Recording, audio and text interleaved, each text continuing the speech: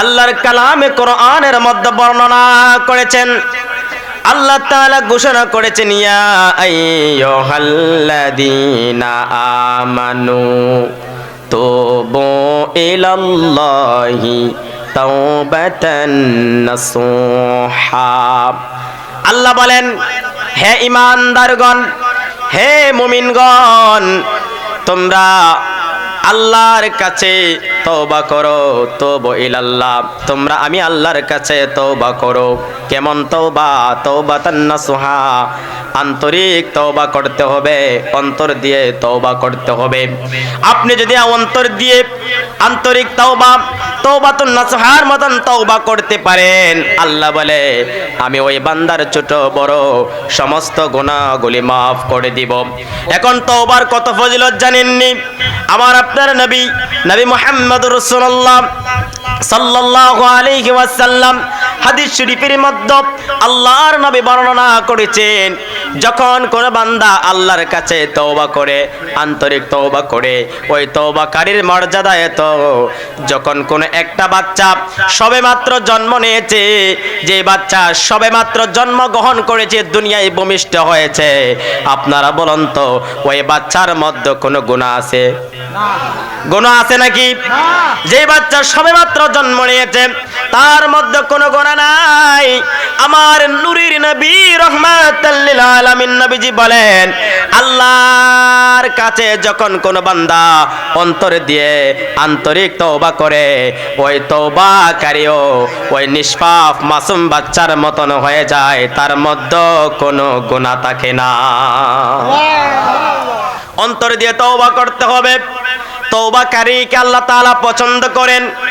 বনি ইসরাইলের নবী হযরতে মূসা পয়গম্বর, ওনার কাছে ৭০,০০০ মানুষেরা এসেছে।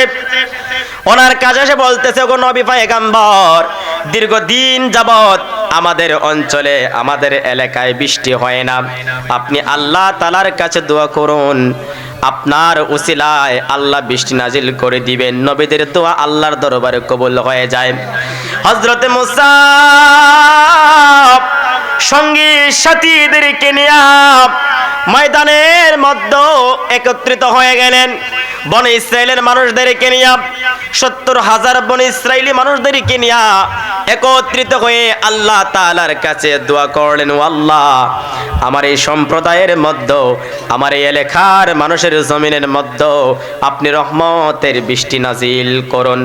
আল্লাহ তাআলা মূসা আলাইহিস সালামকে জানায় দিল, ওরে বন্ধু মূসা, আমি আল্লাহ তোমার দোয়া কবুল করি, কিন্তু তোমার এই এলাকায় বৃষ্টি দেওয়া যাবে না, বৃষ্টি দিতে পারবো না। ওগো আল্লাহ, কেন বৃষ্টি দিবেন না? গভীর মনোযোগ দিয়ে শুনেন। আল্লাহ তাআলা মূসা নবীকে প্রশ্ন করে, মূসা নবী আল্লাহ তাআলাকে জিজ্ঞাসা করে, ও আল্লাহ, কেন আপনি বৃষ্টি দিবেন না? বৃষ্টি না দেওয়ার কারণটা কি? আল্লাহ তাআলা বলে, বন্ধু মূসা রে, ও মূসা, তোমার এই সম্প্রদায়ের মধ্যে, এই মজলিসের মধ্যে এমন একজন লোক আছে রে, যে লোকটা দীর্ঘ ৭০ বছর ধরে আমি আল্লাহ তাআলার নাফরমানি করতেছে, পাপের কাজে নিমজ্জিত রয়েছে, গুনাহের কাজে নিমজ্জিত রয়েছে। মূসা রে, ও মূসা, ওই লোকের কারণে আমি আল্লাহ তোমাদের মধ্যে রহমতের বৃষ্টি নাজিল করি না, ওই লোকের জন্যই আমি আল্লাহ তাআলা তোমাদের এলাকায় বৃষ্টি নাজিল করি না। গভীর মনোযোগ দিয়ে শুনেন রে বাবারা, আল্লাহ তাআলা যখন জানায় দিল, মূসা পয়গম্বর ইলহাম করে দিলেন, জানায় দিলেন, এই মজলিসের মধ্যে এমন খেয়ে আচরে দীর্ঘ ৭০ বছর ধরে আল্লাহর নাফরমানি করতেছো, আল্লাহর নাফরমানি করতেছো, গুনাহের কাজে নিমজ্জিত রয়েছো, গুনাহের কারণে, পাপের কারণে আল্লাহ তাআলা তোমার কারণে বৃষ্টি নাজিল করবে না, আল্লাহ রহমতের বৃষ্টি হবে না। ও পাপিষ্ঠ যে রয়েছ, এই মজলিস থেকে বের হয়ে যাও, এইখান থেকে চলে যাও, নতুবা তোমার জন্য আল্লাহর রহমতের বৃষ্টি হবে না। এখন যে চুরি করেছে, চোর তো মনে মনেই জানে আমি চুরি করেছি, কথা বলেন ঠিক কিনা? এই মজলিসের মধ্যে যে দীর্ঘদিন ধরে গুনাহের কাজে নিমজ্জিত রয়েছে, সে অবশ্যই বুঝতে পারছে হয়তো আল্লাহ আমার কারণেই বৃষ্টি দিচ্ছে না, কিন্তু এই মজলিস থেকে যদি উঠে যায় মানুষ তাকে চিনে ফেলবে, লজ্জিত হয়ে যাবে। ওই মজলিসের মধ্যে বসে বসে ওই আল্লাহর বান্দা বনি ইসরাইলের পাপিষ্ঠ লোক আল্লাহ তাআলার কাছে এমন ভাবে চোখের পানি চেরে চেরে আল্লাহ তাআলার কাছে তওবা করলো, অন্তর দিয়ে আল্লাহ তাআলার কাছে এমন ভাবে তওবা করছে রে বাবারা, আমার আল্লাহ তাআলা তার তওবাকে কবুল করে নিয়া সঙ্গে সঙ্গে বৃষ্টি নাজিল কইরা দিছে। আর জবান খুলে কইন সুবহানাল্লাহ। হযরত মুসা নবী আল্লাহর কাছ থেকে জানতে পারলো আল্লাহ ওই পাপিষ্ঠর কারণে বৃষ্টি নাজিল করবে না, কিন্তু আমার আল্লাহ বৃষ্টি নাজিল কইরা দিল। আল্লাহ তাআলা বৃষ্টি নাজিল করে দিলেন। মুসা নবী আল্লাহ তাআলাকে জানায়, আল্লাহ আপনি বলেছেন বৃষ্টি দিবেন না, আবার বৃষ্টি দিয়ে দিলেন। আমার এলাকার মানুষেরা, আমার সম্প্রদায়ের মানুষেরা আমাকে তো আবার মিথ্যাবাদী বলবে, ও নবী তুমি তো মিথ্যা কথা বলো, তোমার আল্লাহ বলছে বৃষ্টি দিবে না, কিন্তু এখন তো বৃষ্টি হয়ে গেল। ও আল্লাহ আপনি কেন বৃষ্টি দিলেন? আমার আল্লাহ ডাক দিয়ে কয়, মুসা ও মুসা, মুসা রে তুমি জানো না, তুমি জানো না আমি আল্লাহ হচ্ছি রহমান, আমি আল্লাহ হচ্ছি মেহেরবান। চিৎকার দিয়া কন্যা সুবহানাল্লাহ। আল্লাহ ডাক দিয়ে কয়, মুসা মুসা রে যার জন্য আমি আল্লাহ বৃষ্টি নাজিল করব না বলেছিলাম, আমি আল্লাহ তার জন্যই বৃষ্টি নাজিল কইরা দিলাম। আরো জোরে কইন সুবহানাল্লাহ। মুসা নবী আরো আশ্চর্য হয়ে গেলেন, ও আল্লাহ আপনি বললেন তার জন্য বৃষ্টি দিবেন না, কিন্তু আবার তার জন্য বৃষ্টি নাজিল কইরা দিলেন। আল্লাহ কেন গো বৃষ্টি নাজিল করে দিলেন? ও আল্লাহ যার জন্য আপনি বৃষ্টি নাজিল করেছেন তার চেহারাটা আমি একটু দেখব, তার পরিচয়টা আমাকে একটু দেন। আমার আল্লাহ ডাক দেয় কয়, মুসা মুসা রে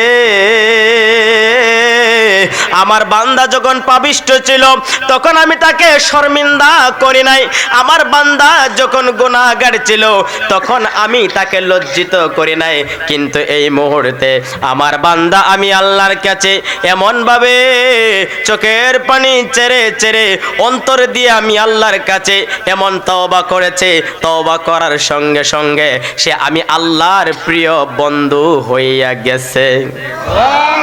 ছিল গুনাহগার হয়ে গেল আমার বন্ধু, ছিল পাপী হয়ে গেল বন্ধু। ও মুসা মুসা রে আমার বন্ধু হয়ে গিয়েছে, এখন কখনোই সম্ভব না তার পরিচয় তোমাকে বলবো। হে আমার বন্ধুরা বাবারা, তাহলে আমরা মুসা নবীর এই ঘটনা থেকে, বনি ইসরাইলের ঘটনা থেকে আপনি আমার কি শিক্ষণীয় বিষয় আছে জানেননি? আমরা তো এই বনি ইসরাইলের যুবকের মতন গুনাহ করি নাই, আমরা তো ওই মুসা নবীর উম্মতের মতন বেশি গুনাহ করি নাই, আমরা হচ্ছে আখিরি নবীর উম্মত। আল্লাহ আমাদের সম্পর্কে বলেছেন, লা তাকনাতু মির রাহমাতিল্লাহ ইন্নাল্লাহা ইয়াগফিরুয যুনুবা জামিআ ইন্নাহু হুয়াল গফুরুর রহিম। চিৎকার দিয়া বলেন সুবহানাল্লাহ। ওই নবীর উম্মতের মতন আমাদের গুনাহ নয়, ওই নবীর উম্মতের মতন আমাদের গুনাহ তত বেশি নয়। আমরা যে গুনাহগুলো করেছি ওই গুনাহগুলোর জন্য যদি চোখের পানি ছেড়ে ছেড়ে আল্লাহর দরবারে দুইটা হাত বাড়াইয়া অন্তর দিয়া চাইতে পারে, চাইতে দেরি হবে। আখিরি নবীর উম্মতের গুনাহ আল্লাহ মাফ করতে দেরি করবে না। বর্তমান জামানা গুনাহের জামানা। গভীর মনোযোগ দিয়ে শোনো যুবক ভাই, আপনাদের উদ্দেশ্য করে বলতেছি। আল্লাহর হাবিব বলেছেন, কোন এলাকায় যদি কোন মানুষ জিনাহের কাজে লিপ্ত হয়ে যায়, একজন মানুষ যদি জিনাহের কাজ করে, ওই জিনাহের করার কারণে, জিনাহের গুনাহটা করার কারণে, ওই খারাপ কাজ করার কারণে আল্লাহ তাআলা ওই এলাকায় রহমত দিবে কি আসবে না? আল্লাহর রহমত ওই এলাকায় আসবে না, ওই অঞ্চলে আসবে না। তো আমরা কত বড় বড় গুনাহ করি, অথচ সেই গুনাহগুলোকে গুনাহ মনে করি না। আল্লাহর প্রিয় হাবিব মদিনাতুল মুনাওয়ারায় রয়েছেন, সাহাবায়ে কেরামদেরকে নিয়ে, আনসার এবং মুহাজির সাহাবায়ে কেরামদেরকে নিয়ে আল্লাহর হাবিব যুদ্ধের ময়দানে রওনা হয়ে যাবেন। নবী যখন যুদ্ধে চলে যাবেন, ওই সময় সালাবাতুল আনসারী নামক একজন সাহাবী রয়েছে। ওই সাহাবীকে আল্লাহর হাবিব মদিনার মানুষদেরকে দেখাশোনা করার দায়িত্ব দিয়ে গেলেন। আল্লাহর হাবিব ডাক দিয়ে কয়, আরে আমার সালাবা, ও সালাবাতুল আনসারী, আমি নবী চলে যাচ্ছি, এই মদিনাতুল মুনাওয়ারার মানুষদেরকে তোমার কাছে আমানত হিসেবে দিয়ে গেলাম। কার কি লাগবে তুমি তার জিনিসগুলো পূর্ণ করবে, যার বাজার লাগবে বাজারগুলি এনে দিবে, যার যে কাজ লাগে সেই কাজগুলি করে দিবে।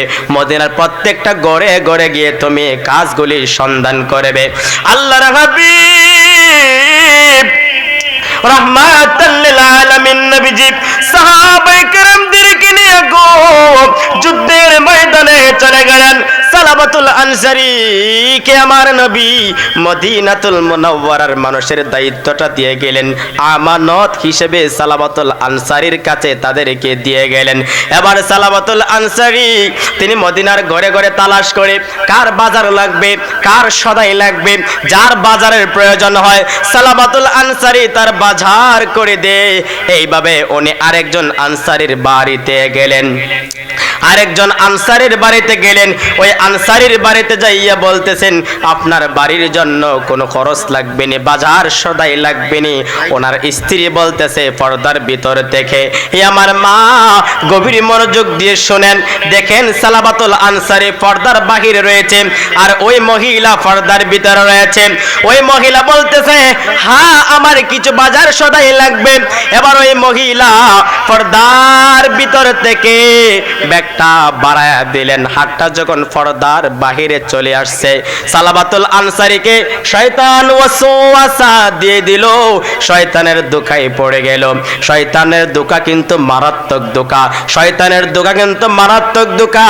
আল্লাহ তাআলা ওই শয়তান সম্পর্কে আপনি আমাকে হুঁশিয়ার সাবধান করেছেন। আল্লাহ তাআলা বলেছেন, ইয়া আইয়ুহাল্লাযীনা আমানু দুখুলু ফিস-সিলমি কাফা ওয়া লা তাত্তাবিউ খুতুওয়াতিশ শাইতান ইন্নাহু লাকুম আদুউম মুবিন। আল্লাহ তাআলা বলতেছেন, ইয়া আইয়ুহাল্লাযীনা আমানু, হে ঈমানদারগণ, উদখুলু, তোমরা ইসলামের ভিতরে দাখিল হও, ইসলামের ভিতরে পরিপূর্ণভাবে প্রবেশ করো। ওয়া লা তাত্তাবিউ খুতুওয়াতিশ শাইতান, আর শয়তানের অনুসরণ করিও না, শয়তানের প্ররোচনায় পড়িও না, শয়তানের ধোঁকায় পড়িও না। ইন্নাহু লাকুম আদুউম মুবিন, নিশ্চয় নিশ্চয় শয়তান তোমাদের প্রকাশ্য শত্রু। শয়তান কি আমাদের ঘোষণা করেছেন কে? আওয়াজ দিয়ে বলুন, ঘোষণা করেছেন কে? কথা বলতে হবে, ঘোষণা করেছেন আল্লাহ যে শয়তান আমাদের প্রকাশ্য শত্রু। আল্লাহ জানায় দিচ্ছেন। এখন এই মজলিসে আপনারা যারা আছেন, আমি যদি আপনাদেরকে জানায় দেই গোপন সংবাদ শুনছি, আজকে যদি আমাদের ওই রাস্তা দিয়ে যান, স্কুলের এদিক দিয়ে যান, তাইলে এদিক দিয়ে গেলে আপনাদের বিপদ আছে। কি আছে বলেন, কি আছে? বিপদ আছে। আমাদের প্রাইমারি স্কুলের এদিক দিয়ে গেলে আপনাদের সমস্যা হবে। আমি যখন এই সংবাদটা জানায় দিলাম, এই সংবাদ শোনার পরেও যদি কেউ যায়, এর অবস্থা খারাপ হইব না? জানার পরে গেলেও সমস্যা হবে, কিন্তু যে শোনার পরে যায় না, সে ওই বিপদ থেকে কি হয়ে গেল? মুক্ত পেয়ে গেল। কিন্তু আল্লাহ আমাদেরকে জানায় দিয়েছে শয়তান আমাদের প্রকাশ্য শত্রু। এরপর আমরা শয়তানের ধোঁকায়, শয়তান যেমনি হয় আমরা এমনি চলি। ওই সালাবাতুল আনসারী শয়তানের ধোঁকায় পড়ে গেলেন। ওই মহিলা সাহাবী পর্দার ভিতর থেকে হাতটা যখন বাড়িয়ে দিলেন, মাত্র হাতটা দেখেছেন, সালাবাতুল আনসারী ব্যাগটা আনতে গিয়ারে বাবারা শয়তানের ধোঁকায় পড়িয়া ওই সাহাবী মহিলা সাহাবীর হাতের মধ্যে তিনি ধরে ফেলেছেন। হাতের মধ্যে যেই মাত্র ধরে ফেলেছেন, ওই সময় মহিলা পর্দার ভিতর থেকে ডাক দিয়া কয়, কিরে সালাবা, সালাবা, নবী তো আমাকে তোমার কাছে আমানত হিসেবে রেখে গিয়েছে, এরে সালাবাতুল আনসারী, আমার স্বামী তোমার কাছে আমাকে আমানত হিসেবে রেখে গিয়েছে। তোমার ভাই সাহাবী আমাকে তোমার কাছে আমানত হিসেবে রেখে গিয়েছে। তোমার ভিতরে কি আল্লাহর ভয় নেই? আল্লাহর কাছে কি জবাব দিবে? কেমন করে নবীর কথা অমান্য করতেছো? কেমন করে তোমার ভাইয়ের আমানতের খিয়ানত করতেছো? শুধুমাত্র হাত ধরেছে। সাহাবীর স্ত্রী যখন এই কথাগুলি বলে দিল, সঙ্গে সঙ্গে সালাবাতুল আনসারী হাতটাকে ছেড়ে দিলেন, চোখের পানি ছেড়ে দিলেন, ঘর থেকে বের হয়ে গেলেন, দৌড়াতে আরম্ভ করে দিলেন। দৌড়তে দৌড়তে মদিনাতুল মুনাওয়ারার পাহাড়ের পর পাহাড় পড়ে দিয়া, পাহাড়ের গুহায় পড়িয়া সালাবাতুল আনসারী সাজদায় পড়িয়া আল্লাহর কাছে তওবা করে, আল্লাহ আমি গুনাহগার, তুমি তো আজিজুল গফফার। আল্লাহ আমি গুনাহগার, তুমি তো আজিজুল গফফার। আল্লাহ আমি গুনাহ করে ফেলেছি, আমি ভুল করে ফেলেছি। আল্লাহ আমার অপরাধগুলি আপনি ক্ষমা করে দেন, আমার অপরাধগুলি আপনি মাফ করে দেন। আল্লাহ আমার গুনাহগুলি আমাকে মাফ করে দেন। সালাবাতুল আনসারী সামান্য মাত্র হাত ধরেছে, এজন্য তার ভিতরে আল্লাহর ভয় এমন ভাবে ঢুকে গেল।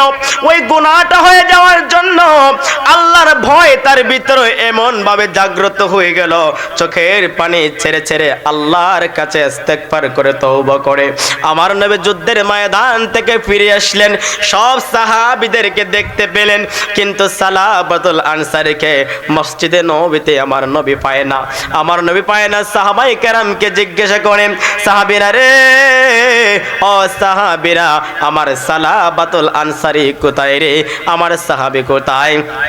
সাহাবায়ে কেরাম বলে, ইয়া রাসূলুল্লাহ, আমরা বলতে পারবো না, আমরা বলতে পারবো না। এবার নবী খোঁজ নিয়ে দেখলেন সালাবাতুল আনসারী ওই মহিলার হাত ধরেছে, এই জন্য তিনি মদিনাতুল মুনাওয়ারার বাড়ি ছেড়ে দিয়ে তিনি গুহায় সাজদায় পড়ে আল্লাহর কাছে এমন ভাবে তওবা করতেছে, আল্লাহর কাছে কান্নাকাটি করতেছে। আমার নবীজি ওই সাহাবীকে আনার জন্য আরেক সাহাবীকে পাঠিয়ে দিলেন। তিনি যখন নবীর কথা মোতাবেক মসজিদে আসলেন, আমার নবীজি ফজরের জামাত যখন আরম্ভ করে দিলেন, নবীজি নামাজ শেষ করতে না করতে সাহাবী যখন নবীর পিছনে নামাজ পড়ে তার অন্তরের মধ্যে গুনাহটা আবার উঠে গেল। ওই গুনাহের কথাটা স্মরণ হয়ে গেল। গুনাহটা স্মরণ হয়ে যাওয়ার সঙ্গে সঙ্গে সালাবাতুল আনসারী নামাজরত অবস্থায় দুনিয়ার মায়া ত্যাগ করে ফেললেন, দুনিয়া থেকে বিদায় নিয়ে চলে গেলেন। নবী নামাজ সমাপ্ত করলেন। দেখেন সাহাবী দুনিয়া থেকে বিদায় নিয়ে চলে গেলেন। তাকে গোসল দেওয়া হলো, সংক্ষিপ্ত করে বলে দিচ্ছি, তাকে গোসল দেওয়া হলো, কাফন পরানো হলো। আল্লাহর হাবিব নিজেই তার জানাজার নামাজের জন্য রওনা দিয়ে দিলেন। নামাজ পড়বেন, ওই সময় আবু বকর সিদ্দিক রাদিয়াল্লাহু তাআলা আনহু তিনি তাকায়া দেখে, রে আমার নবীজি সম্পূর্ণ পা জমিনের মধ্যে না রেখে দুইটা বৃদ্ধা আঙ্গুলের মধ্যে পাড়া দিয়ে দিয়ে আল্লাহর নবীর সামনে অগ্রসর হচ্ছেন। আল্লাহর রাসূল সাল্লাল্লাহু আলাইহি ওয়াসাল্লাম বৃদ্ধা আঙ্গুলের মধ্যে পাড়া দিয়ে দিয়ে বর করে করে সামনের দিকে অগ্রসর হচ্ছেন। এবার সাহাবী প্রশ্ন করে, ইয়া রাসূলুল্লাহ, ইয়া হাবিবাল্লাহ, নবী গো, ও মায়ার নবীজি, আপনার পা মোবারকে কোনো সমস্যা হয়েছে? আপনার পা মোবারকে কি কোনো ব্যথা হয়েছে গো নবী? আপনি এইভাবে কেন বৃদ্ধা আঙ্গুলের মধ্যে বর দিয়ে এইভাবে হাঁটতেছেন? আল্লাহর নবী ডাক দিয়ে কই, সাহাবীরা রে, আমার পায়ের মধ্যে কোনো সমস্যা হয় নাই, আমার কদমের মধ্যে কোনো সমস্যা হয় নাই।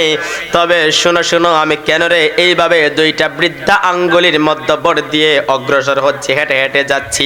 আমার আল্লাহ তাআলা আমার সালাবাতুল আনসারীকে এমন ভাবে কবুল করে নিয়েছেন, এমন ভাবে গ্রহণ করে নিয়েছেন, তার তওবা আল্লাহ তাআলা এমনই ভাবে কবুল করে নিয়েছেন। আল্লাহ তাকে এমন ভাবে কবুল করে নিয়েছেন, তার জানাজার নামাজে আল্লাহ তাআলা রহমতের লক্ষ লক্ষ কোটি কোটি ফেরেশতা পাঠাই দিছেন। ও সাহাবীরা, আল্লাহ রহমতের ফেরেশতারা এমন ভাবে এসেছে, আমি নবীজি জমিনের মধ্যে কদম রাখবো রে, ওই জায়গাটা পর্যন্ত নবী আমি পাচ্ছি না। বাবারা, বন্ধুরা, ওই সালাবাতুল আনসারী মাত্র মহিলাটার হাত ধরেছে। মহিলা যখন বলে দিল তুমি তো বড় অন্যায় করে ফেলেছ, ওই গুনাহের জন্য সে বাড়িঘর ছেড়ে দিয়েছে, আল্লাহর দরবারে সে কেমন ভাবে তওবা করেছে। ওই সালাবাতুল আনসারী মাত্র হাত ধরার কারণে বুঝতে পারলাম সে বড় অপরাধী, যত বড় তোমার গুনাহ কি তার চাইতে বড় হবে। যুবক বলে ইয়া রাসূলুল্লাহ, ইয়া হাবিবাল্লাহ, নবী গো, আল্লাহর জমিনটা না যত বড়, আমার গুনাহটা তার চাইতে বড়। নবী আমার বলে, যুবক রে, আসমান আর জমিন একত্রিত করলে যত বড় হবে, তোমার গুনাহটা কি তত বড়। আল্লাহর হাবিবকে যুবক ডাক দিয়ে বলে ইয়া রাসূলুল্লাহ, ইয়া হাবিবাল্লাহ, নবী গো, আসমান আর জমিনটা না যত বড়, আমি যুবকের গুনাহটা তার চাইতে বড়। যুবককে নবী ডাক দিয়া বলে, যুবক রে, আসমান আর জমিনের চাইতো আল্লাহ পাকের আরশে আজিম অনেক বড়, যুবক রে, তার চাইতো তোমার গুনাহটা কি বড়। যুবক বলে ইয়া রাসূলুল্লাহ, ইয়া হাবিবাল্লাহ, আল্লাহর আরশে আজিমটা যত বড়, আমি যুবকের গুনাহটা তার চাইতো বড়। নবী আমার বলে, যুবক, যুবক রে, তুমি কি কোন শিরিক করেছ? শিরিক করেছ? যুবক বলেন না ইয়া রাসূলুল্লাহ, আমি কোনো শিরিক করি নাই। তাহলে যুবক, তুমি মনে হয় কোনো হত্যা করেছো, কাউকে মনে হয় তুমি খুন করেছো। যুবক বলে ইয়া রাসূলুল্লাহ, আমি কোনো খুনও করি নাই।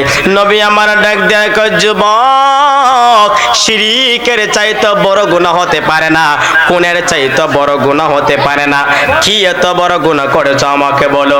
যুবক বলে ইয়া রাসূলুল্লাহ, নবী গো, ও মায়ের নবীজি, তাহলে শুনুন, আমি হচ্ছি একজন কাফন চুরি। ইয়া রাসূলুল্লাহ, মদিনাতুল মুনাওয়ারায় যখন কোন মানুষ মারা যায়, মারা যাওয়ার পরে তাকে যখন কাফন পরায়া দাফন করে দেওয়া হয়, ইয়া রাসূলুল্লাহ, দাফন করার পরে মানুষ যখন বাড়িতে চলে আসে, আমি যুবক ওই কবরস্থানে যায় তার কবর খনন করে করে ওই মৃত লাশের দেহ থেকে কাফন চুরি করে বাজারে নিয়ে যাই বিক্রি করি, এবং ওই টাকা দিয়া আমি সংসার চালাই, আমার ছেলে মেয়ে বিবি বাচ্চার জন্য রোজগার করি। ইয়া রাসূলুল্লাহ, এটাই হচ্ছে আমার ধরন। নবী বলে, যুবক, এটা তো বড় গুনাহ নয়, তুমি কাফন চুরি করো, আল্লাহর কাছে চাইলে আল্লাহ মাফ করে দিবেন, এটা তো তেমন কোনো বড় গুনাহ নয়। যুবক বলে, না ইয়া রাসূলুল্লাহ, এখানেই শেষ নয় নবী গো, নবী গো, ইয়া রাসূলুল্লাহ, আমি যখন এইভাবে কাফন চুরি করতেই থাকি, হঠাৎ মদিনাতুল মুনাওয়ারায় নবী গো একটা হাফেজে কোরআন মেয়ে দুনিয়া থেকে বিদায় নিয়ে চলে গেল। ইয়া রাসূলুল্লাহ, মেয়েটা ছিল কোরআনের হাফেজ। ইয়া রাসূলুল্লাহ, দুনিয়ার কোন পুরুষ, মক্কা মদিনার কোন পুরুষ ওই মেয়েটাকে দেখতে পারে নাই। তিনি এমন ভাবে পর্দাশীল মেয়ে ছিল, শত শত যুবক রাস্তায় দাঁড়ায় থাকতো মেয়েটাকে দেখার জন্য, একটা কথা বলার জন্য, কিন্তু কোনো মানুষ তাকে দেখতে পারে নাই, কোনো মানুষ তার সঙ্গে কথা বলতে পারে নাই। নবী গো, নবী গো, ওই মেয়েটা যখন দুনিয়া থেকে বিদায় নিয়ে চলে গেল, ইন্তেকাল করলো, ইয়া রাসূলুল্লাহ, তাকে গোসল দেওয়া হলো, কাফন পরানো হলো, জানাজার নামাজ পড়ানো হলো, তাকে যখন দাফন করানো হলো, কবরস্থ যখন করে দেওয়া হলো, সবাই যখন যার যার বাড়িতে চলে গেল, নবী গো, আমি তার কবরস্থানে চলে গেলাম। রাত্র যখন গভীর হয়ে গেল, গভীর রাত্রিতে যখন সব মানুষ ঘুমিয়ে গেল, কেউ নাই কেউ নাই, তখন আমি কবরস্থানে চলে গেলাম। ইয়া রাসূলুল্লাহ, ওই কবরস্থানে গিয়ে নবী গো ওই মেয়েটার কবর আমি খনন করতে আরম্ভ করে দিলাম। কবর খনন করতে করতে আমি মেয়েটার লাশের কাছে চলে গেলাম। তার দেহ থেকে, তার শরীর থেকে ওই মেয়েটার 5টা কাফনের কাপড় আমি খুলে ফেলেছি। ইয়া রাসূলুল্লাহ, কাফনগুলি খুলে ওই কাপড়গুলি নিয়ে যখন আমি কবর থেকে উঠে যাব, তখন আমি শুনতে পাই কে যেন আমাকে বলতেছে, যুবক রে, ও যুবক, তুমি কত বড় আহাম্মক রে, তুমি কত বড় ব্যাখ্যাল, যে মেয়েটাকে দুনিয়ার কোন মানুষ দেখতে পায় নাই। মানুষ দেখার জন্য রাস্তায় দাঁড়িয়ে থাকতো, শত শত যুবক লাইন ধরে দাঁড়িয়ে থাকতো, দুনিয়ার কোন পুরুষ তাকে স্পর্শ করতে পারে নাই, তার চেহারাটা পর্যন্ত দেখতে পারে নাই, অথচ আজকে এই জায়গায় সে একা একা শুয়ে রয়েছে, দুনিয়ার কোনো মানুষ নাই, কেউ জানবে না। এই সুযোগ থাকার পরেও এই সুযোগটা তুমি কেমন করে আচ্ছারা করতেছো? ইয়া রাসূলুল্লাহ, নবীজি, ও মায়ার নবী গো, আমি শয়তানের দুখায় পড়ে গেলাম। শয়তানের দুখায় পড়িয়া আমার হাতের যে লাইট ছিল, ওই লাইটটাকে যখন আমি জ্বালালাম, জ্বালানোর সঙ্গে সঙ্গে আমি তাকায় দেখি, নবী গো, এই দুনিয়ায় চলাফেরা করতে গিয়া আমার জীবনে কত মেয়েকে আমি দেখেছি, কিন্তু আজকে কবরস্থানের মধ্যে এত সুন্দর একটা মেয়ে শুয়ে রয়েছে, নবী গো, আমার জীবনে এত সুন্দর মেয়ে আমি দেখি নাই। ইয়া রাসূলুল্লাহ, আমি তার চেহারা দেখে ফিদা হয়ে গেলাম, দেওয়ানা হয়ে গেলাম, নিজেকে আর কন্ট্রোল করতে পারলাম না, শয়তানের দোকায় পড়ে গেলাম। নবী গো, নবী গো, ওই কবরস্থানের ভিতরে, অন্ধকারময় কবরে, ওই মৃত মেয়ের সঙ্গে, হাফেজে কোরআন মেয়ের সঙ্গে, নবী গো, নবী গো, ওই কবরের ভিতরে আমি যুবক জিনাহের কাজে লিপ্ত হয়ে গেলাম। ইয়া রাসূলুল্লাহ, মেয়েটার সঙ্গে আমি জিনাহের কাজ করে ফেললাম, সহবাস করে ফেললাম, খারাপ কাজ করে ফেললাম। ইয়া রাসূলুল্লাহ, আমি সহবাস করার পরে, জিনাহের কাজ করার পরে আমি যখন চলে যাব, ওই মুহূর্তে আমি শুনতে পাই মেয়েটা আমার পিছন থেকে জিন্দা হইয়া, আল্লাহু আকবার বলেন। ইয়া রাসূলুল্লাহ, আমি শুনতে পাই মেয়েটা জীবিত হইয়া আমাকে ডাক দিয়া বলতেছে, হে যুবক, ইয়া আইয়ুহাল ইনসানু মা গাররাকা বিরাব্বিকাল কারীম, ইয়া আইয়ুহাল ইনসানু মা গাররাকা বিরাব্বিকাল কারীম। নবী গো, নবী গো, আমি শুনতে পাই ওই মেয়েটা জিন্দা হইয়া, জীবিত হইয়া আমাকে ডাক দিয়া বলতেছে, যুবকরি, কে তোমাকে আল্লাহ থেকে দূরে সরায় নিল? যুবকরে, তোমার ভিতরে কি আল্লাহর ভয় জাগে না? তোমার ভিতরে কি মরণের ভয় নেই? তোমার ভিতরে কি আল্লাহর জাহান্নামের ভয় নেই? তোমার ভিতরে কি আল্লাহর ভয় নেই? কাল হাসরের ময়দানের ভয় নেই? যুবক রে, যুবক, আমি একজন হাফেজে কোরআন মেয়ে, পবিত্র অবস্থায় আমার মা বাবা, আমার আত্মীয় স্বজনে কবরস্থানের মধ্যে রেখে গিয়েছে। আমার কত বড় স্বপ্ন ছিল, আমি পবিত্র অবস্থায় হাসরের ময়দানে আল্লাহর দরবারে, আল্লাহর সামনে দাঁড়াবো। কিন্তু রে যুবক, তুমি আজকে আমাকে অপবিত্র করে দিলে, তুমি আমার সঙ্গে খারাপ কাজটা করে ফেললে, তুমি আমাকে অপবিত্র করে দিলে। যুবক রে, যুবক, যাও যাও, তবে শুনে রাখো, কাল হাসরের ময়দান যখন কায়েম হয়ে যাবে, ওই হাসরের ময়দানে আল্লাহর কাঠগড়ায় তোমাকে আসামি বানাইয়া আমি এর বিচার আল্লাহর কাছে চাইব। যুবক যখন এই কথাটা শুনলো, তার অন্তর একটা কম্পন আরম্ভ হয়ে গেল, ভিতরে একটা কম্পন আরম্ভ হয়ে গেল, শরীরের রোমগুলি দাঁড়িয়ে গেল, সারাটা শরীর ঘেমে ঘেমে ভিজে গেল। যুবক তখন বুঝতে পারলো কি করলো, কাফনগুলি ছেড়ে দিয়ে কবরস্থান থেকে উঠে গেল। ইয়া রাসূলুল্লাহ, ইয়া হাবিবাল্লাহ, সারাটা রাত আমি চোখের পানি ছেড়ে কেঁদেছি ওই মদিনার চৌরাস্তার কিনারে বসে বসে। আপনার সাহাবী ওমরকে আমি বলেছি আপনার দরবারে নিয়ে আসার জন্য। নবী গো আমি এই গুনাহের কাজগুলি করে ফেলেছি।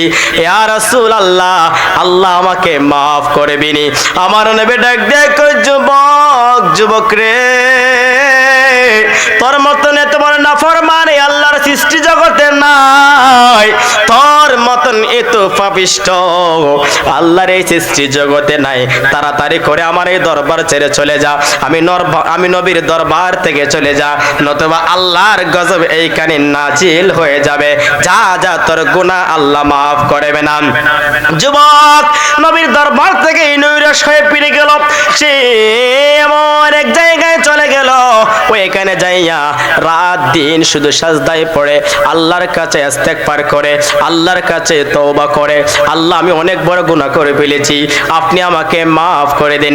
একাধারে একদিন না দুদিন নয়, 40 দিন 40 রাত আল্লাহর দরবারে সিজদায় পড়ে চোখের পানি ছেড়ে কান্দে আর আল্লাহর কাছে দোয়া করে, আল্লাহুম্মা আনতা রাব্বি লা ইলাহা ইল্লা আনতা খালাকতানি ওয়া আনা আবদুক ওয়া আনা আলা আহদিকা ওয়া ওয়া'দিকা মাসতাতা'তু আউযু বিকা মিন শাররি মা সানা'তু আবু'ু লাকা বিনি'মাতিকা আলাইয়া আবু'ু লাকা বিযামবি ফাগফিরলি ফাইন্নাহু লা ইয়াগফিরুয যুনুবা ইল্লা আনতা। চিৎকার দিয়া বলেন আল্লাহু আকবার। এই আমার যুবক ভাইরা, ও আমার মুরব্বি বাবারা, ও আমার পর্দার আড়ালের মা, মাগো মা, দিলের কানটা লাগাইয়া শুনো গো।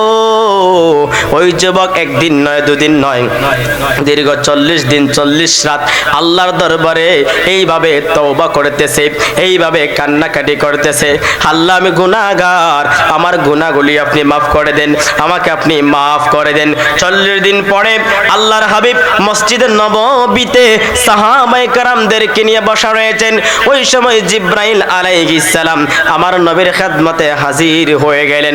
নবীর দরবারে এসে বলতেছেন, ইয়া রাসূলুল্লাহ, ইয়া হাবিবাল্লাহ, নবী গো, আল্লাহ তাআলা সংবাদ পাঠাইছেন, আল্লাহ তাআলা কিছু কথা জানতে চায়, নবী গো আপনি উত্তর দিবেন।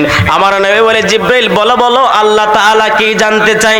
জিবরাইল বলে, ইয়া রাসূলুল্লাহ, ইয়া হাবিবাল্লাহ, নবী গো, ও নবী আপনি বলুন এই আসমান আর জমিনের মালিকটাকে? আমার নবী বলেন, এই আসমান আর জমিনের মালিক হচ্ছেন আল্লাহ। জিবরাইল বলে, ইয়া রাসূলুল্লাহ, ইয়া হাবিবাল্লাহ, নবী গো, ও মায়ার নবীজি, ইয়া রাসূলুল্লাহ, এই সৃষ্টি জগতে আল্লাহ পাক যত মানুষ সৃষ্টি করেছেন সমস্ত মানুষের মালিককে? আমার নবী বলেন আল্লাহ। ইয়া রাসূলুল্লাহ, এই মানুষদেরকে রিজিক দেখে? আমার নবী বলেন আল্লাহ। ইয়া রাসূলুল্লাহ, মানুষ যদি গুনাহ করে ফেলে ওই গুনাহগুলো মাফ করে দিবেন কে? আমার নবী বলেন আল্লাহ।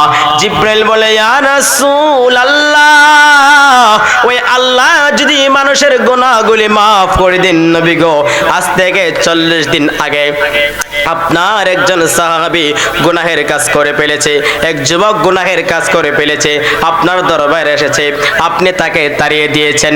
দীর্ঘ 40 দিন 40 রাত সে এমনই ভাবে আল্লাহ তাআলার কাছে কান্নাকাটি করে অন্তর দিয়ে তওবা করেছে, নবী গো, আল্লাহ তাআলা তার তওবাকে কবুল করে নিয়েছেন, আল্লাহ তাআলা তাকে কবুল করে নিয়েছেন এবং তাকে জান্নাতি ঘোষণা করে দিয়েছেন।